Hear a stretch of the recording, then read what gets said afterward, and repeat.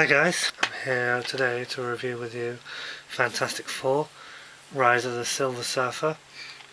I did actually review the first one a couple of years ago when we did Superhero Week, but I just watched this today, so I thought I've seen it before, but I watched it again today, and I thought I'd talk about it a little bit. This one takes place a couple of years, I guess, a couple of years after the first one.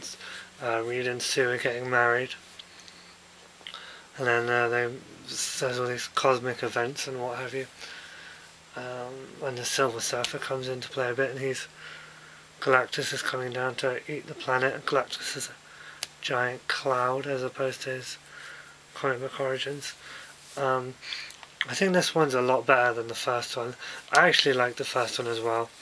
I think there's Jessica Alba's definitely miscast and wearing way too much makeup in this movie.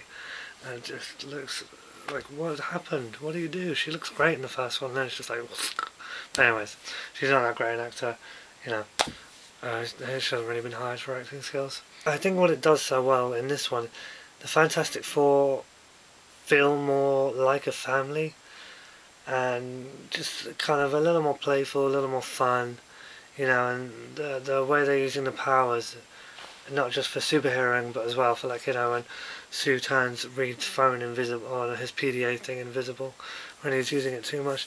Just a little kind of more playful stuff like that. I think the Silver Surfer is really cool. I like him a lot. I know that it's far from perfect. It doesn't exactly have the most dense plot. But it's light, it's fun, and Chris Evans as the Human Torch, I just get a kick out of him. I think he's really fun. He certainly seems to be having a lot of fun in the role, playing around with it, goofing around. There's some good lines from him in this one. I think Michael Chiklis is really good as the Thing. He's definitely good at doing some stuff. Although we didn't get to hear his catchphrase in this one, clobbering time, which it's a shame. I think part of me wishes they just hadn't brought Doctor Doom back. Once is enough. You don't need to bring him back again. But I guess they needed more of a physical villain to fight, because Silver Surfer was kind of in the grey area and Galactus is a giant cloud.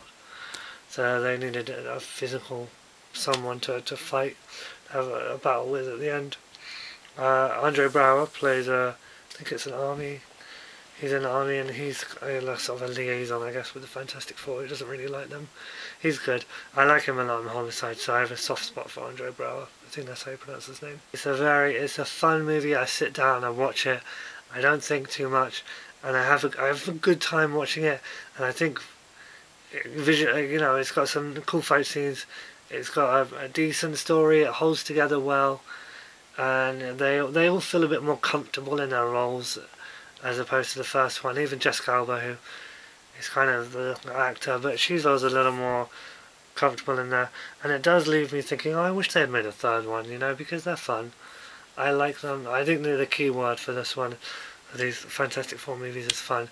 And I think it helps that I'm not a hardcore fan of the comics, so I don't have any quarrels with the fact that they turned Galactus into a big giant cloud, essentially.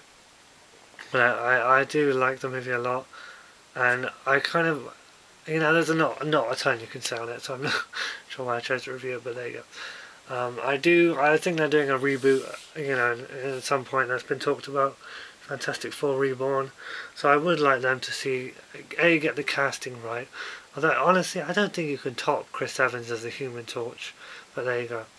Get the casting right for the Sue Storm especially, and just maybe do someone else apart from Doctor Doom, and just try and make it like the quality more of like the first two Spider-Man flicks.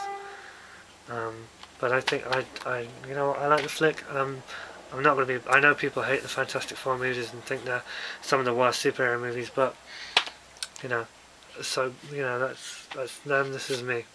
I like it a lot. I'll probably give it like a 6.5 out of 10. Because it's not the best movie ever, but it leaves me going. It leaves me sort of feeling like, I wish there was more. I wish there was another one that I could sit down and just watch. But there you go.